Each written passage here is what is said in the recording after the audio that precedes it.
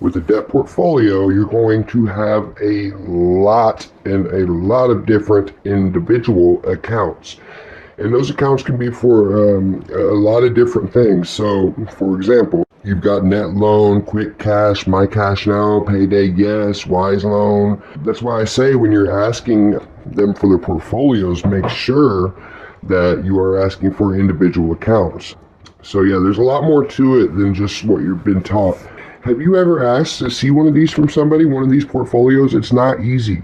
It's not easy just to go up to somebody and say, or go up to a company and say, hey, could I see your portfolio? It's not that simple. There has to be a few things in life. Listen, guys, the thing is, it's very sensitive information, a lot of this stuff. So the thing is they would like you to have your own LLC, be licensed and bonded, maybe even be a data furnisher. There's just a lot of different stipulations. Be a member of the ACA or RMA, and just of course after that it's your own due diligence, which means like make sure you don't get scammed pretty much. I mean, make sure that you're buying good accounts and make sure that they're past the statute of limitations, because what zombie debt really is, it's debt that is past the statute of limitations, so the debt collectors legally cannot make you pay for it. However, they still try to collect on it, basically. So even though they're not really supposed to, they still try to collect on it, hence the name zombie debt. So they're bringing the debt back from the dead, so to speak. So like I was saying earlier, guys, you've got the RMA, which is the Receivables Management Association.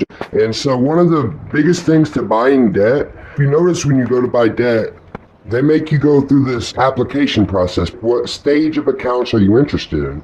Out of statute, fresh, secondary, bankruptcy, etc., etc. And that's why, that's why I said it's sometimes it's best if you form an LLC.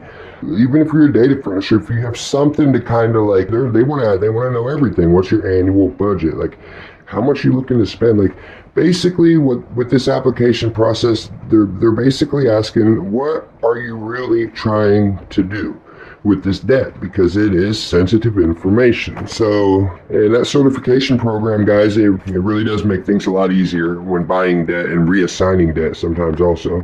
The ACA is the Association of Credit Collection Professionals, and basically the ACA is just about as good as being a member as RMA as far as like a buying debt standpoint goes, or or a data furnisher, or if you just have an LLC. But like I said, when you get your LLC, make sure you also get licensed and bonded, because that's going to make the world of difference. I'm telling you, the world of difference when you're going to buy debt from debt collection agency or a debt company, whatever have you. So. And a data furnisher is an entity that reports information about consumers to consumer reporting agencies, which may include credit bureaus, tenant screening companies, etc., etc.